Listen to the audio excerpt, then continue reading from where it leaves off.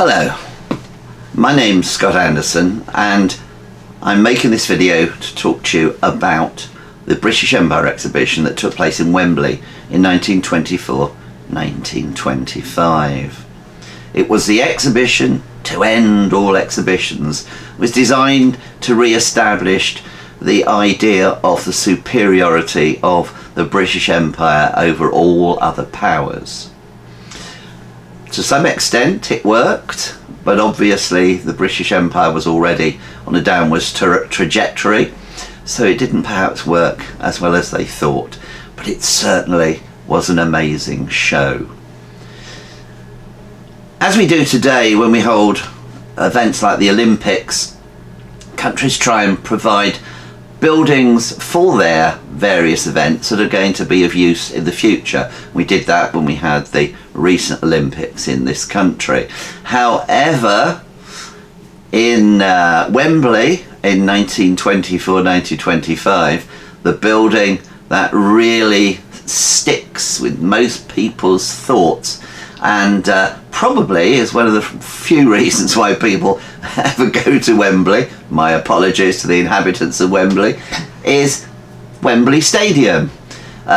Recently rebuilt into a new design, but in its first incarnation, built in 1923, 23, as a national sports stadium. And that was a pivotal building in the whole project, but by no means the only one. However, as a pivotal building, it's not surprising that things like this medallion were issued at the 24 exhibition to illustrate the importance of that particular building. You may wonder why I'm bothering to make this video, because there are books and lots of publications on the British Empire exhibition already. And indeed there's quite a lot of YouTube films on the 1924-1925 exhibition using original film taken at the time. But this talk is really not so much about the exhibition itself, the facts and figures. It's more about the artifacts that remain with us today. It's more about, I suppose, collecting objects like this particular medallion relating to the building of the great Wembley Arena. I've always felt that historical events happen whether you want them to or not, but it's people who write history and people who experience it, and I think we can experience it, I think, much better through objects like this medallion. It means we can actually almost reach out and touch the history. So even though something might have happened hundreds of years ago, if you can just touch that history, if you can experience it firsthand through an original object like this medallion, I think that you will appreciate the exhibition a lot more. And here we have a close-up of the nice little medallion I've been showing you. It looks very different of sort of size it must be on your screen. It will have obviously been something that many people have collected in 1924 when they visited the British Empire exhibition, but I'm sure that many people have got mementos stretching right the way through to almost the present day in terms of their commemorating their visits to the Wembley Stadium. When it was built, of course, as I said, it was the Empire Stadium, became the Wembley Stadium later on. This medallion, I think, does the job of showing us what it's like. It shows us the basic architecture of the site, the rather nice towers at the front there. But the thing that I quite like about this is the way the football pitch has been marked out in the centre. The lines, the football pitch, are, as we know, only white lines on turf, but on this particular medallion design, they assume the importance of the basic architecture. So I don't know how people will have felt at the time about the additional sporting activities there, the running track and so forth. But it does look that the design of this little medallion right from the very beginning took into account the importance of the game of football. Here we have a nice view of the terrace of the main facade of the Wembley Stadium, or the Empire Stadium as it was. Those towers that you see have become quite iconic. I'm afraid that I've still not quite got used to the fact they no longer exist. The structure was demolished, I think, about 2002 to make way for the new stadium that we see today. Every time I go on the Metropolitan line past the site, I think back to how it used to look compared to the, well, quite glorious stadium that exists there today with its huge lighting arc. But I do like the architecture of the building as it was in the 1920s and beyond. The actual exhibition itself didn't start until 1924, but work started on the football and athletics stadium as early as January 1922. Huge construction project. The stadium was built to house 125,000 people. So you can get the idea that it was considered to be a very large sporting venue in its day. Because it was large didn't mean that it took a long time to build, and it's quite wonderful, I think, to think that back in the 20s a building like this could be created in 10 months, and it was. 10 months is all it took to build this iconic sports ground. If you think about that, yes, it was ready for the 1923 FA Cup final that took place in April of that year, and so the stadium itself was going strongly well before the rest of the exhibition, which didn't open until about a year later. The rather colourful plan shows us the whole site. It's around about 216 acres, so I expect most visitors needed a plan to avoid becoming lost as they travelled around the vast expanse of the exhibition. You can see right at the top of the plan this large red dot, and that's where the Wembley Park station was, the underground station. And then if you look down onto the left-hand side, you can see where all those omnibuses and cars are parked, one of the other main entrances. If you look to the red dot, or area marked out in red here, you can see the location of the stadium. So right at the bottom, I suppose, or the southern edge of the site. But nevertheless, if you are thinking in terms of getting off at the station and then walking through the area, that shows itself as a large formal garden, and then through this wonderful processional way towards the station, you get some idea of just how important the stadium was in the general scheme of things. More than 50 of the territories that comprise the British Empire in the 1920s were in attendance at the exhibition. They had a variety of pavilions, both large and small, but the area within the large red rectangle that you see on the plan at the moment does show us where the principal buildings, other than the Empire Stadium, were. Inside the rectangle, you can see the building which is known as the Palace of Industry, next to it the Palace of Engineering, the latter represented by a train. There were several engines on display in the Palace of Engineering. To the left of the Palace of Industry is a very small building that's just got the word art written in it, and that is the Palace of Art. More of that later. To the south of these very large exhibition buildings we can see some rippling blue and white lines, and these are scenic lakes where you could take boat trips. To the south of the lakes, or on the other side of the lakes, at the southern edge of the square, are the very large pavilions of Australia and Canada. Whilst on the right-hand side of the square is the very interesting pavilion, quite large, representing India. Other pavilions of all shapes and sizes were built and representing lots of different countries throughout the site.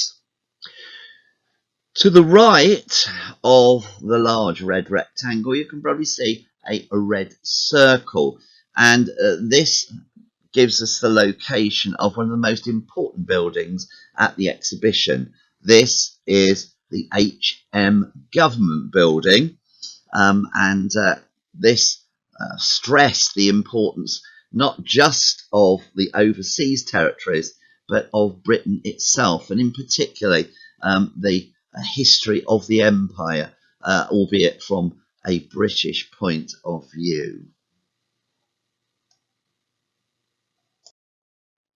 On the screen at the moment is the fold-away maps cover. The map's quite sizable, but it folds down to a standard map size, I suppose, if you're used to the old Ordnance Survey maps. And this is a very nice example of the map and cover. Can't see the map now, of course, but it would come in within this cover. Nice thing about this is that it's actually still got the name of the people who purchased it. And if I read correctly, they were there visiting, this couple, Mr. and Mrs. were visiting the exhibition on June, I think it is, the 14th in 1924. Maps and all sorts of leaflets like this are still fairly readily available on auction sites for, well, not very much money, but rather nice to have one that's still with its original owner's name on it. Now we see the British government's pavilion. The official guidebook for 1925 said of the British government pavilion, and I quote, "No section of the Empire exhibition drew a larger patronage or a louder praise in 1924 than the British government pavilion. The lions on guard, the towering columns, the national flags, the windows of the special suite of rooms reserved for their Majesties the King and Queen. All these externals attracted the earliest attention of visitors, and once within the pavilion, they found that the promises were honoured to the full." Unquote. Very impressive for this building. All sorts of exhibitions inside it, including the Army, Navy, the Air Force, the military might that had made the British Empire come into existence in the first place and now maintained it in the form that it was in 1924. Overall, the palaces of industry and art and engineering and the British government pavilion seem to conform to, I suppose, a fairly classical architectural style. Look, this particularly looks as if it's derived from a Greek temple. They're not purist versions of ancient classical architecture. They're very much moulded by the current architectural fashions of the day, and I think particularly of the Art Deco style. But this massive display of classical building, this very much a sort of institutional building style, was designed to make sure that people knew that the British Empire was everlasting and very powerful. When I look at a black and white picture like this, again, you can pick up lots of photographs, postcards like this, very, very cheaply indeed, £1 or £2. I think to myself that it's rather a dull picture. And that leads me on to looking at another category of finds that, or collectibles that one might chase up. If we look, for example, at this display of the British Government Pavilion, it does seem somewhat nicer. It's amazing what a bit of colour can do. The lions are perhaps a little bit cartoon-like and not quite as leonine as they might well have been. But overall, I think you get a much nicer appreciation of the building when it's in colour. That last picture you've seen, the coloured postcard, brings me into another area of collecting for the exhibition that I think almost everyone could afford. The nice thing about things like exhibition memorabilia is that they're often very, very inexpensive. That's the point for someone like me, someone who spent all their life as a university academic, can tell you that you never get rich from being a university academic. Unfortunate as that may be, there are lots of other rewards that come your way. Hopefully your students go out and perhaps they make the money and you feel you've been part of it. However, postcards are something that many people can collect, even on a modest income. And with something like the British Empire exhibition, there are a lot of them. This is just a fan of a number of the ones that are available, and really, you know, for £1, £2, something like that, these are readily available even now, almost a century later. There were so many people that visited that exhibition, and many of them bought postcards. Postcard collecting had been very popular since the late Victorian period, and it continued to be so, and still does to this very day. But certainly in the 1920s, it was at one of its peaks, I suppose, and all manner of postcards were produced for the exhibition. Some of them were black and white, or like this one in sepia, as you can probably see, but many of them were these ones that I particularly like, which are artists' interpretation. This, for example, if you can see it, is the picture of the Indian Pavilion, another one of the great countries showing at the exhibition. This one in front of me here now that I'm looking at, the Burma Pavilion. There is something for everybody, I think, with postcards, and these were produced at the time. They are alright, they are artist impressions, so in a way they're a little bit like looking at things at one step removed, but they were produced at the time, and particularly the straight photographs, such as the sepia one there, they are original documents from the period, and they take you right back to the mid-1920s. They take you back to the exhibition. I'm sure that cards like this meant that people who visited the show enjoyed the show more, because they had these as little memories, as little keepsakes for the future. But today, for us, they retain the same value, and to my mind, quite often much better than reading through the dry old pages of a history book.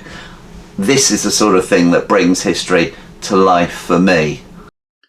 Artist coloured representations on postcards, such as the one you have on the screen at the moment, may not give us the pinpoint accuracy of a photograph, black or white or otherwise, but I suspect they are in many ways much better at conveying the emotions associated with the joy of a visit that you may have made at the time to the British Empire exhibition. Looking at the lady with the orange parasol in the front of the boat, going across the lake, you can almost see the smile on her face as she talks to, presumably, her husband who sits next to her. On the bridge, the couple with the red parasol, you can almost hear or imagine you can almost hear their conversations. Because trips to the British Empire exhibition, like trips to anywhere else. That longed for day out or vacation. It's all about how we remember things, and we probably remember what we did rather than what we saw. Although, to be fair, as you would expect, that wonderful stadium looms large, even in the postcard series. Here's another very nice image that shows the Australia Pavilion. Notice how the pavilion is set off by the lake in front of it and all the activity, those boats, canoes, etc. Nice bridges taking you from one side to the other, which again add that little bit of the feeling for the exotic. They're almost like Venetian bridges in some places, with their centres high above the water. So plenty of wonderful vistas, and obviously a nice lake helps to improve the view. What I do like about a picture like this, not just the facade, the design of the building, the flags flying, but things like those globes, those lights, electric lights on top of the entrance pylons to this bridge. Things like that, very, very nice little details. Or look at the couple in the foreground. What a wonderful Art Deco 20s hat that lady is wearing. And notice how I think every man in the picture is wearing a trilby or some form of rather formal headwear. And perhaps, like me, and when you see pictures like this, you think perhaps of your own father or grandfather who wouldn't ever leave the house without his trilby. And yet another, this time the Canada Pavilion, lovely view in the distance of that marvellous bridge again. But look at this Canadian Pavilion or Canada Pavilion. Again, this sort of classical style, very imposing. The Dominions, Canada and Australia, showing that they can keep up, as it were, with Big Brother, the British, whose empire they were part of at the time. Improving the architectural vista of a scene by adding water, boats, happy tourists, etc., is a trick that all artists have known, I'm sure, for a very, very long time. But you can make things even that little bit better by taking electric lights into the equation. Here we can see the Canada Pavilion by night. It just adds that little bit of mystique and an additional way of looking at a building. We've seen some of the very large buildings associated with the British Empire exhibition in 1924-1925, but we shouldn't forget that dotted all over the exhibition grounds were many smaller kiosks, usually kiosks selling newspapers, confectionery, or in this instance you can see Toffee Deluxe. Macintosh is not the only toffee vendor to have an interesting little kiosk like this. I've seen postcards relating to quite a lot of different kiosks, including Sharp's toffees, which quite often made them as much the talk of the show as the larger buildings themselves. These were buildings where you could go and spend your money. You could buy a box of commemorative toffees or chocolates. You could buy all manner of things from kiosks like this one. I particularly liked that last postcard. I'm very fond of the kiosk architecture, as I suggested when I was talking about it in the last image. Some of the kiosks are absolutely fantastic, and you can hardly believe that they existed in the form they did at the time. There were over 30 kiosks out at the show, and there were almost innumerable inside stands in the large exhibition buildings. Many of the firms that were exhibiting in the Palace of Industry, for example, issued their own medallions. Some of them were sort of official ones. This one, for example, this is looks like a coin, This medallion celebrates commerce and industry. This one, very much an official, well, almost like a coin. This medallion, very heavy bronze coin. This one was actually produced by the Royal Mint. Whereas other ones, a bit like the medallion you saw for the Wembley arena, were made to a lesser spec, as it were. And so, for example, things like this this particular one was produced by a commercial company. If you look at it, it's quite interesting. These things were produced to act as keepsakes, just like the postcards, but you can see here that you could also wear them, I suppose, and this one still has its original, like an official medal would have. This one has its official ribbon, the red, white and blue of the British Empire. So rather interesting. Most of them no longer retain the cloth ribbons, but it's nice to get one that does. Anyway, let's have a look at some of these medallions in a little more detail. This image shows two sides of a medallion put out by J.R. Gaunton's sons. They describe themselves as being medalists to His Majesty the King, and had bases in Birmingham and London. They look to have been a rather august organisation. It says there at the bottom of the coin, established for 200 years. However, despite this long history, they probably made most of their money out of orders for other things that are listed on the coin. Badges, buckles, buttons, whistles, souvenirs, advertising novelties. So it all sounds very good. But from this very, very, as I say, august sounding company, other companies that produced their coins were less august. This is another one like the Gaunt coin.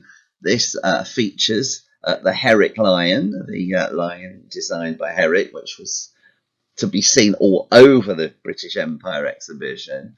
And if we look at the other side of this one, it's not anything to do with His Majesty the King. It's for a company who make toothpaste. Probably heard of them, Gibbs Dentifrice, and they exhibited at the show as well. And it's surprising the range of companies that produce these amazing medallions. So there were lots and lots of items that you could collect, and medallions were just the tip of the iceberg. Leaving medallion designs behind for a moment, let us continue our ramble through the grounds of the exhibition. If you'd come in through the northern entrance to the exhibition, the first thing you'd have seen would have been these beautiful formal gardens, the lovely statue you can see, lots of flowers, and this would have been a very nice way to approach the Palace of Industry. The Palace of Industry, here seen in a nighttime view, was the second largest building of the exhibition. Along with its slightly larger neighbour, the Palace of Engineering, the two buildings covered over 25 acres and did form a major focal part of the exhibition. The buildings were some of the last to go, as it were, after the exhibition. Many of the buildings in the exhibition, of course, disappeared almost immediately, being temporary structures. But both of these two great palaces were built out of the new reinforced concrete. It was easier to leave them where they were, to convert them into factories, warehousing, etc. Much, much easier and much cheaper than to demolish them. Inside the Palace of Industry, as you can see on this black and white photograph, there are a number of stands. They all had to conform to a certain standard. The director of the UK exhibits, a man called Sir Lawrence Weaver, was quite rigorous in making sure that everyone conformed to the right standards. There were lots of different exhibitors in the Palace of Industries, everything from Gibbs Dentifrice, as we've seen, the toothpaste company, through to biscuit manufacturers like Huntley and Palmer's, and even Courtaulds, Boots the chemist. All these sort of people were showing their products, quite often how the products were made as well. What I find particularly interesting is something that you probably can only just make out in the distance. If you look at the centre area, the rear of this picture, you can see what looks to be almost like an Egyptian pylon, and on top of the pylon is, and it's almost indistinguishable from the background, but you can just about see a crouching lion. Lions were everywhere.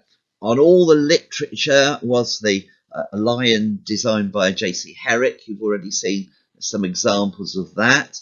But there were other lions as well, those designed by another architect outside the HM Government building, but also this one, a magnificent lion, very aggressive, showing, I suppose, symbolising British determination and the fact that the empire was still very much alive and well and continuing much as it had done before, making sure that it was, well, if not top dog, then top lion.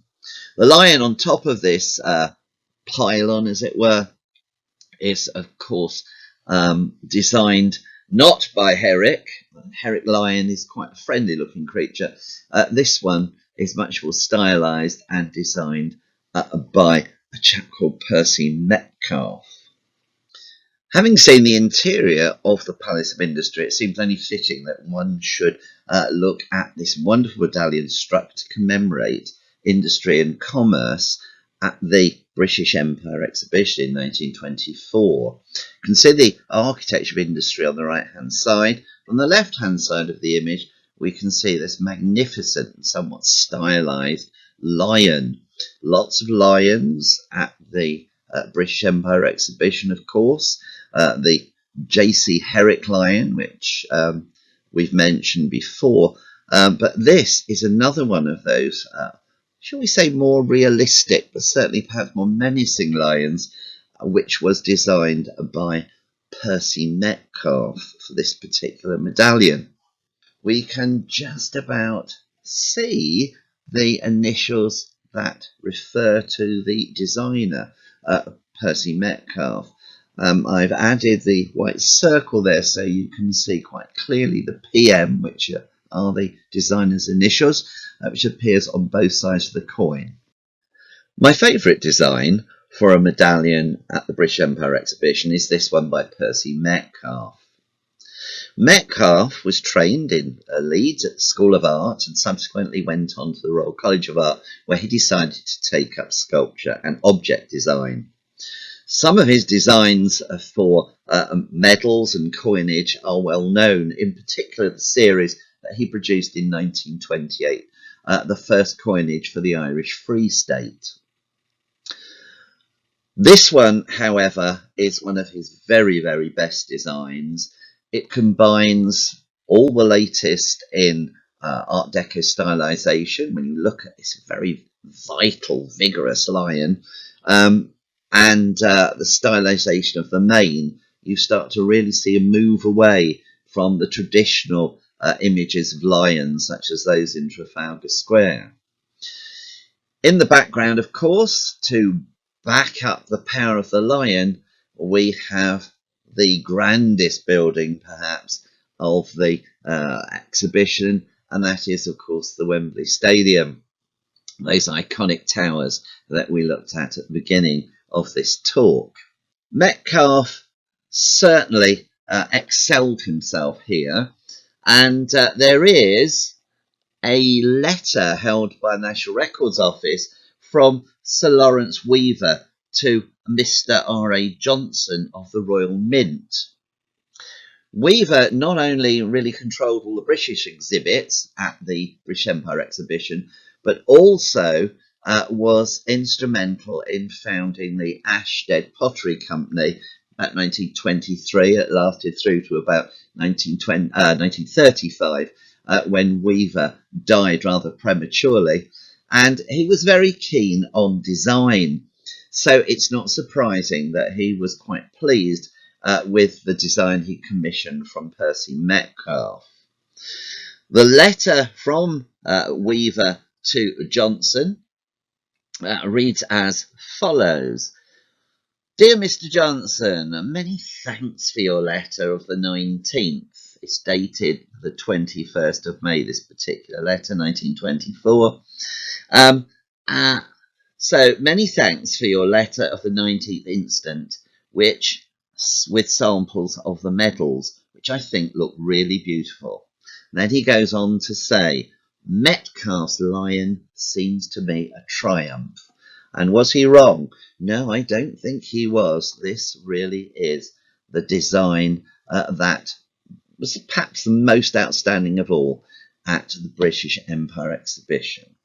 It was a design that was produced to be given to the stallholders, the various companies that showed their wares and their techniques at the exhibition, and really is quite remarkable. I mention the Ashtead pottery because Ashtead pottery produced a plaque, a large ceramic plaque, which had a section at the top where you could insert your medal, and below it, in much larger scale, a picture of this wonderful lion in relief. You don't see too many of those. The last one that I saw going through a website auction made rather a lot of money. But the actual medallions themselves are still quite reasonably priced.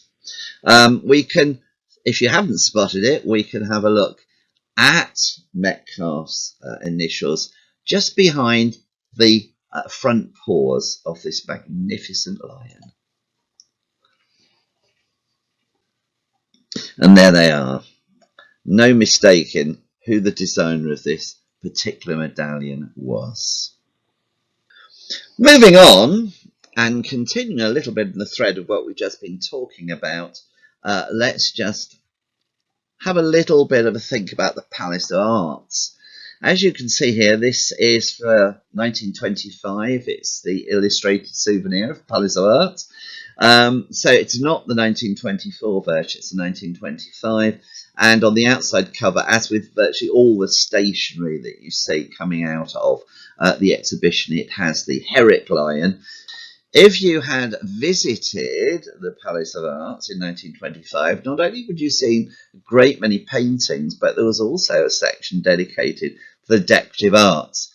And from my point of view, one of the most interesting exhibits that you could see in the 25 exhibition was the next one on the screen.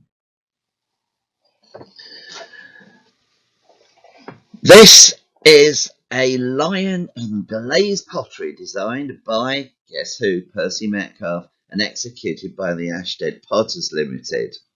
The Ashtead Potters was a firm set up by Sir Lawrence Weaver to help injured ex-servicemen after the First World War, and I suppose a few even later than that. The lion is, of course, based very much on the one that you've just seen on the medallion. It comes in two sizes. One's quite small, about 7 or 8 inches tall, whereas the larger one is about 14 inches, I suppose, in the pre-decimal measurements that would have been used by the Ashtead Potters. Metcalfe didn't just produce this design, he produced several others, and indeed J.C. Herrick's design was also reproduced by the Ashtead Potters. Well, what a lion. Powerful, Art Deco, very Art Deco in its design, the Percy Metcalfe lion. So popular did the design become that this company, the Gnozo toothpaste company, this company asked Ashtead Potters to make another lion figure for them. This one, very similar to the one you've just seen, but it's slightly smoother, less angular, I suppose a little less stylish, but pretty much the same, apart from in a few details. If you look down the side, you can see it says on there British made, and British made Ganozo, and at the front of the plinth it actually says Ganozo toothpaste, and then on this side it's just the Ganozo mark again. It's a wonderful thing, and with its fangs, you can probably see just here, a very wonderful reminder, a great artifact from the designs produced for the exhibition. So there we go, another Percy Metcalfe lion. The British Empire exhibition of 1924 was so successful that it was decided to stage it again from the spring through to the autumn of 1925. And here on the screen we can see a picture of the official guidebook for that second season. It's rather a fanciful view, I think, of the British Empire exhibition, but nevertheless quite an inspiring one, which led to another 10 million plus visitors coming to see the exhibition.